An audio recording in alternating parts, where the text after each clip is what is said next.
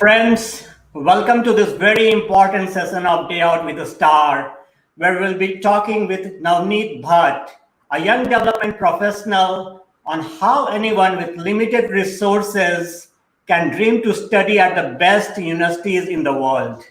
Navneet, congratulations for winning the prestigious Chevening scholarship, which entitles you to study for the master's program at the prestigious London School of Economics free. Welcome.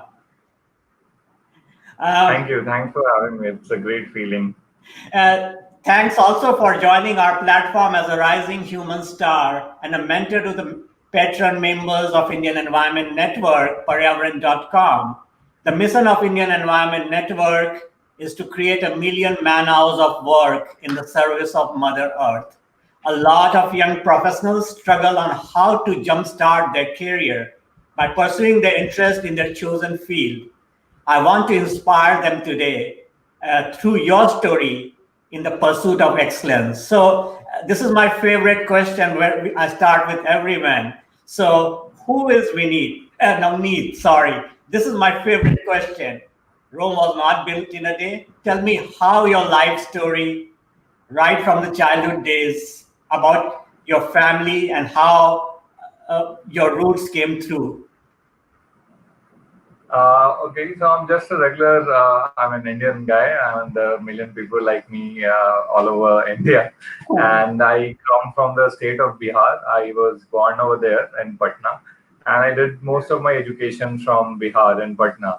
I have this weird combination of English literature honors along with statistics.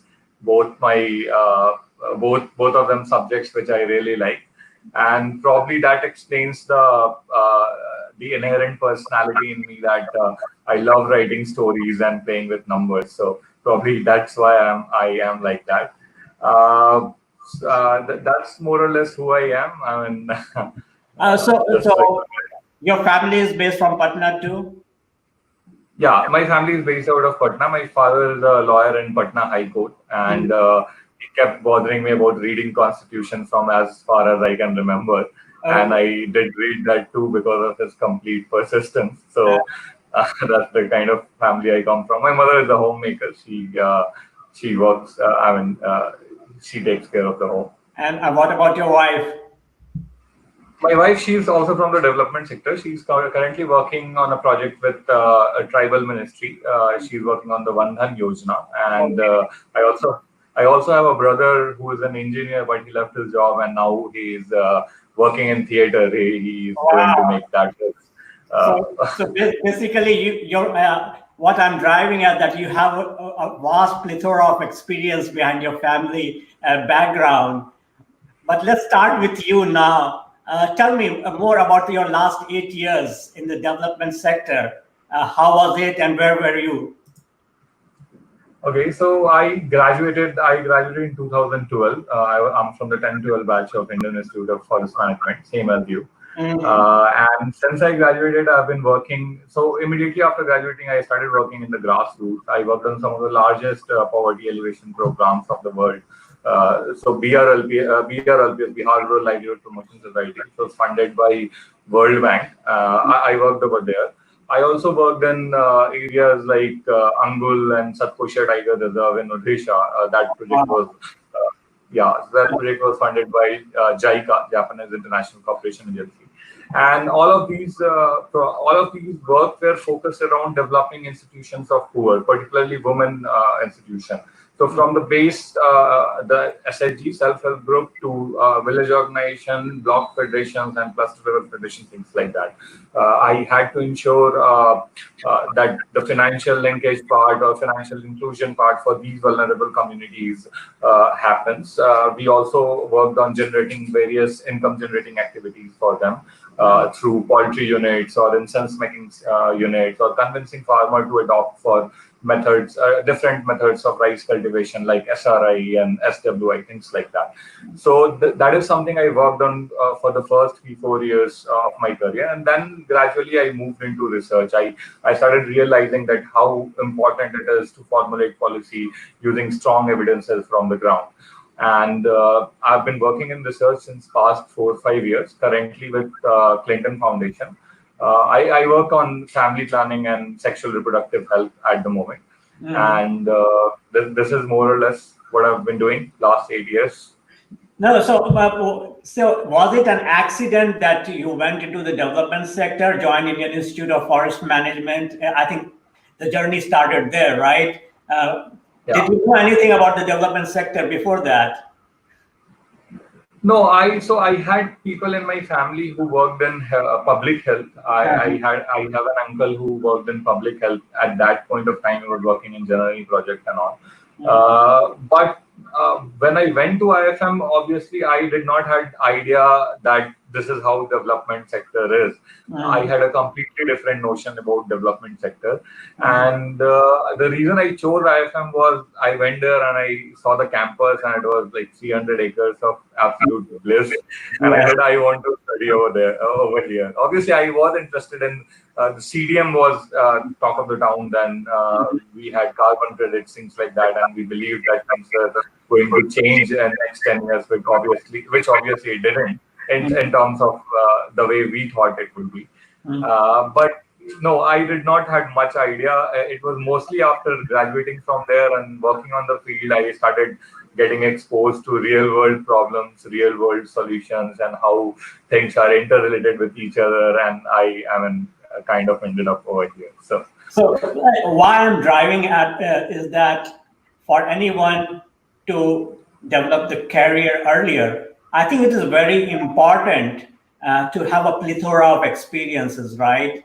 I think everyone should go in and try to absorb as much as they can from every field. That makes a whole person, right? Yeah. What I would say in development sector, again, there are a lot of different kind of works, and not everybody has inclination of a particular kind of work. And they don't require to do a particular kind of work. So some people might just be good in analytics, and they might not want to stay in villages and places like that. So for them, the work is a bit different. They can work around with numbers. They can work in precision health. They can work in all of these kind of fields they have. So a person can only figure it out when they work in different kind of environment, in different job roles. And in development sectors, same is the way. You won't know that what exactly do you want to do. What the field is so vast that you can only figure it out once you have done a bunch of things in the beginning of your career. So that's what I did. I immediately after my graduation, I did my master's from IIFM, and then I took a plunge into this field. So how did you get this break on Clinton Foundation? Okay, so the whole thing, one thing led to another. I was working on a grassroots, and my work with grassroots resulted in me getting a lot of insights about what works over there and what doesn't work.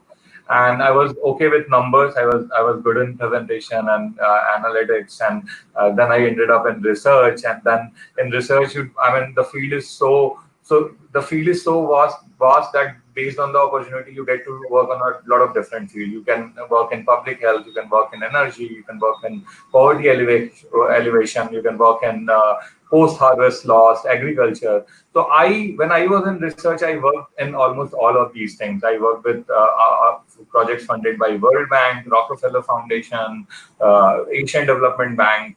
And then I got opportunity to work in health. And that's when I realized that, okay, this is what I want to probably do. Yeah, so research, probably grassroots, work at a grassroots. And then there I realized the importance of evidence. So I moved into research. And then into research, I realized probably public health is an area I am really interested in. So it happened like that. Now, again, when you are in the development sector, it takes some time to settle down, understand what you really want and how you want to shape your career. And then I see that you decided to do another master's. What drove you to that? So I have been working in research and evidence-based research. Now, the next natural progression in my career is somewhere where I can get more involved in policy formulation or affecting, advocating for a particular change. For instance, there are a lot of laws around abortion in India which were made years and years ago, and they probably do not take into account the current circumstances. Now, this is just an example. So the way you can change it is by providing evidences to the government, telling them, okay, women are doing it anyhow, so you have to make certain changes over there. And I realized that involves a lot of policy analysis, which is a bit different from evidence-based research. And the quickest way to make that shift from my current role to that role is going for a theory-based classroom program, which actually focuses on this thing. So my last master's was a mix of forestry, MBA, and a bit about development sector. This is a specialized master's which will only teach me about policy role. So as you mentioned that it takes a while to settle in. Now I'm settled in. I've settled in. I've realized that this is what I want to do, and this is what is needed to go about it. So that's why I probably do it. That's an amazing thing to do, and I know you did really well while trying to pursue masters. You worked at it with, again, evidence-based research. That's why you got that Chevening scholarship, right? Yeah, yeah. So there are a bunch of reasons, a bunch of qualities Chevening looks at. So, but yeah, my experiences at ground and different kind of work really made me put my best qualities forward, and probably that's what they like when they chose me. Yeah, and there's a lot of congratulatory messages coming in. So there's Vinay Golal there, Rashmi Bhatt. Vinay Goyal is also one of the Chevening scholars. Okay, that's great. And Mamta Kumari. So anyone who's watching right there, if you want to ask any questions, just put it right there. We'll bring it here, and everyone can get benefited by that question. So again, I see Raj Sekhar putting congratulations here. Samir Kumar putting congratulations. So I think a lot of people really want to learn from you on how you went about and achieved this Chevening scholarship. So let's start from there. What did you do which was right? Okay, so the first thing I did was I stopped thinking about that how would I do it, and I had a lot of doubts in my mind. I used to think that whether I'll get selected. I didn't even think about applying to LSE. I thought maybe I'll not get into LSE, so I'll apply for some lower rank college. But the first thing right I did was I finally made up my mind and I said I will try. And I'll see what happens. I'll put my best qualities forward. I'll try my best, and then whatever happens, it happens. And luckily for me, the admittance criteria in universities outside is a bit different from Indian universities. So here you have a lot of emphasis on your scores and things like that. So, for instance, if you want to get into best colleges after in Delhi University after 12th, it's almost guaranteed if you get like 99 or 98% marks in 12th. But over there, a lot of things depends on SOP, statement of purpose, and things like that. So I made a decision. I worked on these criteria, and probably that's the right thing I did. I instead of thinking, I just went on. So let me get into a little practical. So how did you start your university application process? Okay, so the way it happens is the Chevening has an earlier deadline than university application. So it's a 1 year long process. The application opens up in September. And in August, people already start preparing from July, August, their Facebook group. And then you have the final result, which is announced in July. So almost a 10 months long period. So first I prepared for Chevening. I had a bunch of scholarship I had zeroed down to. I shortlisted Commonwealth scholarship, Chevening scholarship, and a couple of university-specific scholarship. Okay. I spoke to, luckily I knew a couple of guys who were Chevening scholars. I spoke to them. and they gave me this the basic resources. They told me that these are the places you can read, and then I read a lot about it. I went through all the FAQ on Chevening website. I went through a lot of videos on YouTube about people who got this scholarship. What do they say about it? And then finally, there are 4 essays on leadership, networking, career plans, and the courses you want to do. I did some 12 drafts for those essays. So I did one draft, I took feedback from people, I made changes. Then after 3, 4 drafts, I realized that I probably have to overhaul the whole thing. So I changed everything. I never shied away or got this feeling that, okay, I've written something, so I have to stick by it. If I didn't like anything, if something didn't feel right, I made that change. So I started preparing early. I read a lot about it. I did a lot of drafts. And finally, by the time I was satisfied, I still had some 10-15 days left for the deadline. So I was able to do that. And once you're done with Chevening essays, you can use the content from that to write a university statement of purpose. So basically, that's how I went on about it. So a lesson for everyone who's watching this show is, one thing: if you want to really go for higher studies and get this scholarship, talk to people like Navneet, right? Yeah, a lot of ex-Chevening scholars, they helped me out. They took my calls at odd hours. They gave me feedback on my essays, and they boosted me up. So these guys, they helped me a lot. So. No, that's great. And that's why, thanks for joining our Indian Environment Network, Paryavaran.com. And all our Patron members here now can receive your mentorship guidance, and that's huge. And I know that we'll be putting all the links and resources in our Patron members club, so for all our members. So that would be huge for everyone. But the question I want to see is that, what really Chevening wants from its scholars? What are they looking for? Because anyone can start writing the scholarship, but if they don't have the experience behind it, they cannot really put that pen to the paper to get that award, right? Yeah, so there are two things with a Chevening application. The first is the basic eligibility criteria, which is a graduation from India with a particular grades, which translates to around I think 60%, 60% to 75% difference, depending upon what kind of course you have done, whether you have a BA, BCom, BTech, and things like that. And then they require around 2 years of experience. But most of the guys who get selected, they have around 5.5 years of experience. Right. So this is the basic criteria. The second thing is there are 4 essays for Chevening, and most of the filtering happens over there. So I think around 70,000-80,000 people apply every year, and once the essay filtering is over, there are some 7,000-8,000 people, and from that, finally, some 1,500 people make it to the final list. So essay filters out a lot of candidates, around 70-80% of the candidates, and one has to be really careful about how they write the essay.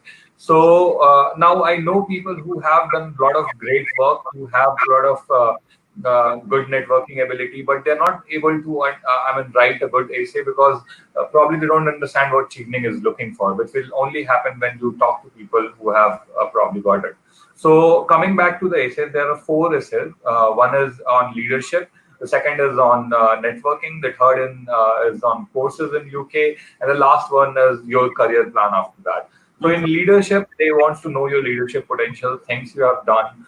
And my feeling is they look at the impact value of the work you have done. So you can go and say, I'm a great leader, I presided a team of 20 people. That might not cut it over there. Exactly. The best way to go on, so the best way to go about it is a statement like, because of my leadership ability, I was able to create passion in 10 people who were able to go on and did some XYZ work, which impacted 10,000 women on XYZ parameters. So you have to be very specific and very brief. It's only each of these essays are only 500 words. word. So you have to give specific examples and talk about the impact factor of work you have done. You might be someone who has a lot of good networking ability, but how were you able to leverage that network for achieving impactful goal? And that's why, even though the scholarship is open for everyone from IT, finance, MBA, all other courses, because of these criteria, I think most of the people who get through are social sector professional. My Exactly. inclination is around 50%. Yeah, around at least 50% people have some kind of social development background. So I think these are the qualities they look for. No, I think you hit the nail right there. Is you might be doing so many things in your life, right from childhood days to everything else, but Hmm. what impact that you were able to create in the lives of other people and made a difference, that is what Hmm. it actually matters, right? Yeah, yeah, that's what it is. And only way you can do about it, probably two ways. One is you are extremely smart and creative and you set one day before deadline and you write it off. There are people like that.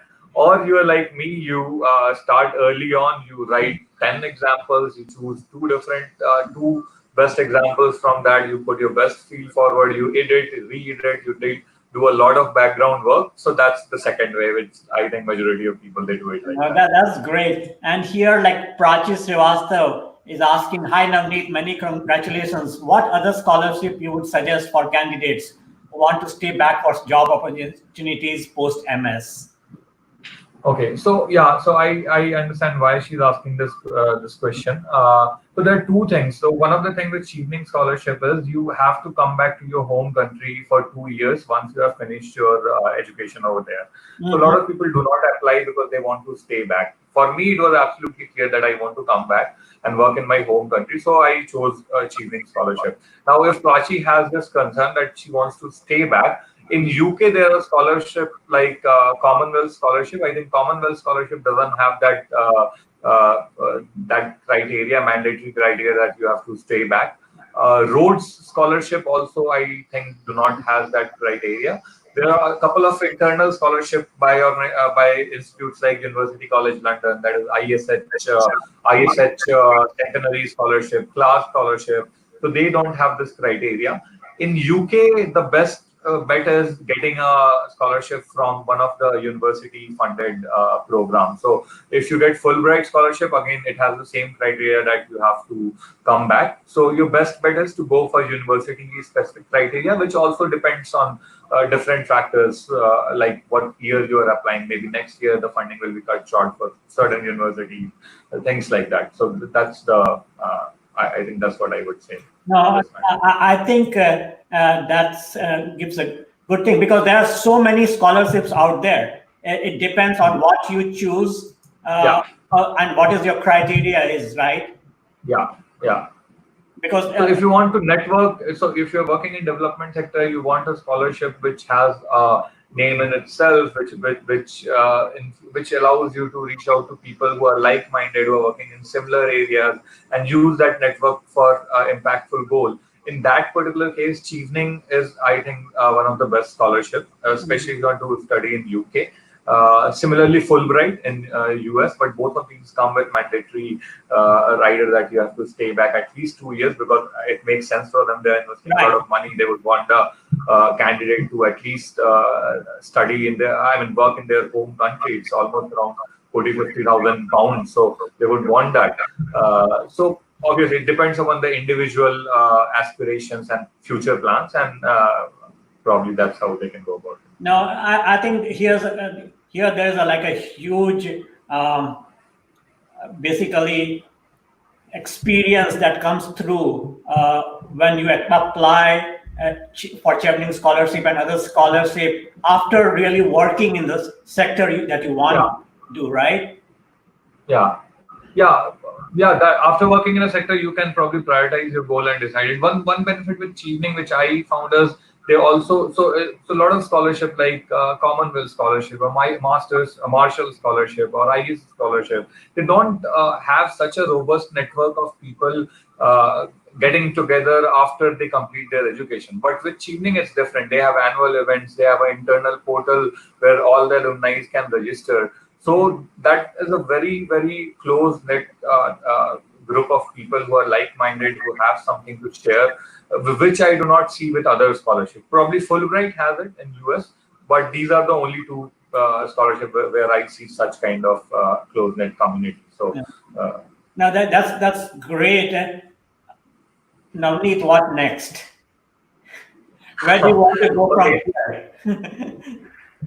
Okay, I want to complete my studies. I want to invest that time in reading a lot of papers and things which have been happening in this area. I mean, working for a day-to-day life, in day-to-day work scenario, a lot of time you don't get time to do a lot of reading. So I want to use that time, extra time, to bring myself abreast with a lot of new things which are happening in this sector. There are a lot of amazing things in precision health. There are a lot of funding mechanism which is getting changed in development sector. So now we used to have social impact bonds. Now we have development impact bonds, and the first development impact bond, Educate for Girl in India, was a huge success. So I want to probably see how these things work. That's my short-term goal for another 1 year. Once I come back, I'll probably want to continue with the same work I've been doing. Probably if we still have funding in my organization, I would want to probably join back, and because the work I did right now, it's a research work. We had a sample size of 22,000 women, and this is not something which you do it and then you forget about it. You generate insights for at least a year or two, and then you go to government. So the work is not finished once the research is over. You take that insight, you go to government, you tell them that this needs to be done. You tell them how this needs to be done. You probably go to private funders. You take funding from different foundations. You design a pilot around it. So there are a lot of things to be done. So I would probably want to continue that work if possible. I know you have been talking, and we have been talking a lot about development sector, and I have founded Indian Environment Network for the last 20 years. One of the main things that I see is there's a lot of disillusionment among students who leave the environment and development sector to take up roles in more glamorous sector like IT and finance. What is your message for them on how we can change that? Okay, so I would say that so that's a personal choice. So development sector is not for everyone. You need to have a particular kind of passion and sensitivities and aspirations in life to be here. I mean, in the beginning, it also doesn't pay very well. A lot of times you have to make compromises, but things get better after a while. I mean, it's not like it's not going to happen that you will get paid like a CXO of different organization, but it will be enough to make your ends meet and have a nice life. So the people who leave this sector, for them, I mean, if you're absolutely sure about it, we can't help it out. They want to leave it there, that's their individual choice. But people who come to organizations like IIFM or IRMA or XIMB, all these institutes in India who are known for their RM program, and then expecting a job in banks and things like that, that's not a good, I mean, probably there we need to have some kind of career counseling and have clear-cut expectation that this is the kind of work you're going to get. And here is the fact: when I graduated, I joined a bank and I left that in 1 month. So I never talk about it because I left in like 1 month. Okay. I went for the highest package, and then after working for a month, I realized, no, this is not what I want to do. I don't want to work indirectly with priority sector lending and stuff like that. And then I immediately went to the grassroots. But that's something with me. And here's a good lesson right here, that after doing real grassroots field work, that experience helped you get this Chevening scholarship and work at the highest seat of learning, like London School of Economics, for free. Yeah, if you were in finance and IT sector, you would not have studied there for free, right? Yeah, I mean, some people do get it, but the chances would have been probably less. I mean, they would not have people funding their education because people usually fund it because they want to bring in individuals who will go on to make impactful goals, impactful things in society. So they are predisposed to selecting such kind of people. So obviously the chances are a bit less, but yeah, they also get it, but not so much. Exactly, exactly. And And plus, with yeah, sorry, I was saying. yeah, go ahead, go ahead. So in terms of disillusion professional, one advice would be clear about what kind of work you do in this sector. This is not just about NGOs and going to ground and like talking to people or getting them, doling them out freebies and things like that. It's not just that. If you're interested in machine learning, there are amazing work being done in Yep. development sector at the moment. Here is a new field, precision health. People can look up about that. So if you do a proper research, you'll know that, okay, whether you want to be in this sector, this is a very big sector. There are public health, there is social development, there is gender, there is environment, and all of these things are interrelated. The macro indicators cannot be looked in isolation. So probably if you know what exactly do you want to do over here, if you research enough jobs in development sector, you'll be able to make informed decision. So that's what I would probably tell them. Find it out, figure it out. If you want to go in finance, there are things like designing impact bonds or working in international finance corporations, indirectly working in the sector. So you need to do a proper research and probably you'll get your calling. No, and again, the thing is, environment and development sector is the end. There are so many pathways to do it. Even you can apply IT to a development sector. You can apply finance to a development sector. You can, as you said, you can apply machine learning to development sector.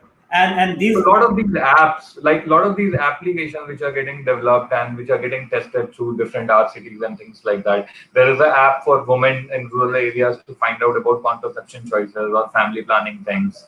We are incidentally trying to do a pilot in this field. So that requires a lot of information technology skills. It requires a lot of coding and things like that. So I mean, every field you can work from starting from finance, IT, marketing has its counterpart in development sector. If you are into marketing, you can try to build a brand from ground up, involving a tribal population. Take that product, create it, market it like Fab India, things like that. So there are opportunities in every normal MBA field. Every field in development sector, you just have to find your calling. So No, and again, like your work in family planning and public health must have really humbled you with the enormity of the task that lies ahead, right? COVID-19 was especially hard for everyone. So tell me, is there any light at the end of the day? Is there an example that gives us hope?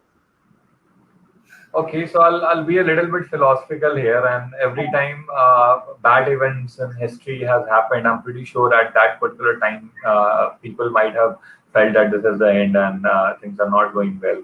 But as a human, we have overcome most of those things. I mean, Spanish influenza, it hit people pretty bad, but we survived that. There were world war, things like that. So things will get better in terms of poor people who were hit hard. And so one thing I would want to say over here is, so they have something a lot of people in urban areas don't have. They have this.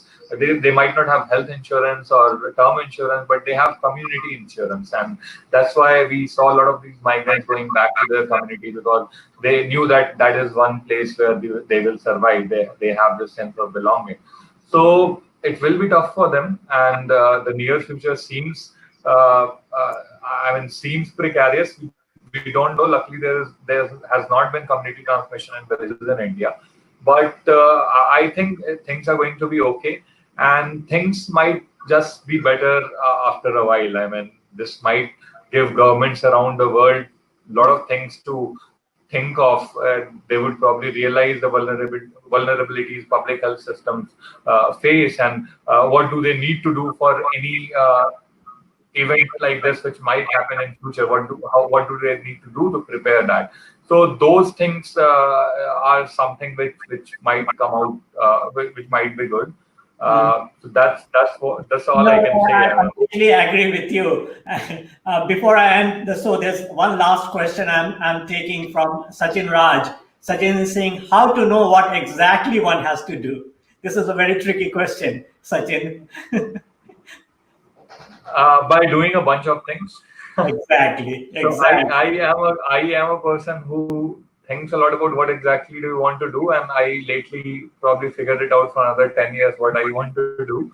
And the only way I did it was trying to do a lot of things. If you think something is your passion, do it. You don't need to leave your job to do that. A lot of people, what happens, they are working in a particular field and they realize that, okay, this is my passion, and they leave everything and start doing it. You can probably test water for a bit. I mean, if you're into writing, if you want to become a good writer and you're working in finance, probably you can start a blog, see what kind of reaction people are getting. You can probably generate other revenue streams. So that's the way you go about it. Try a lot of things, you'll figure it out. No, I completely agree with you on that. You have to try a lot of things, otherwise you will never know what exactly one has to do. So that's the Guru Mantra right there. Navneet, how is this journey working for a cause that mattered change you as a person? Do you think you have a legacy now, or you are still thinking about it? What would you like to have as your legacy in the sense of time? I'm not thinking that far. I mean, in terms of legacy and all, I would want to do good work. I would want to be personally satisfied towards the end of the journey and say that, okay, whatever I did, I could not have done anything better than that. And that's the personal legacy I'm looking at. If something, some other legacy happens because of that personal goal in future, I'll be happy. But my legacy would be my personal legacy, that I was satisfied with whatever I did. No, I will hold it to you to that, and I'll come back 5 years from now and let's talk about it again. Okay. No, I think something to look forward to. You will be really doing great. Go there to London School of Economics for the couple of years. Again, things to do is simple things that can make a difference to the society, right? Yes. Yeah, that is the most important thing. Navneet at Indian Environment Network, I'm very proud to have you as a mentor for our patron members, so that they can share the same passion for excellence that you have shown right here, right in this show. So anyone who wants to get mentorship from Navneet can join our Indian Environment Network, Paryawaran.com, as a patron member, and work with Navneet around the year to, again, think about what you exactly want.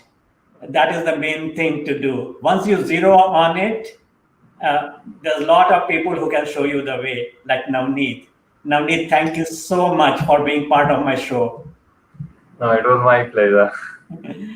Thank you.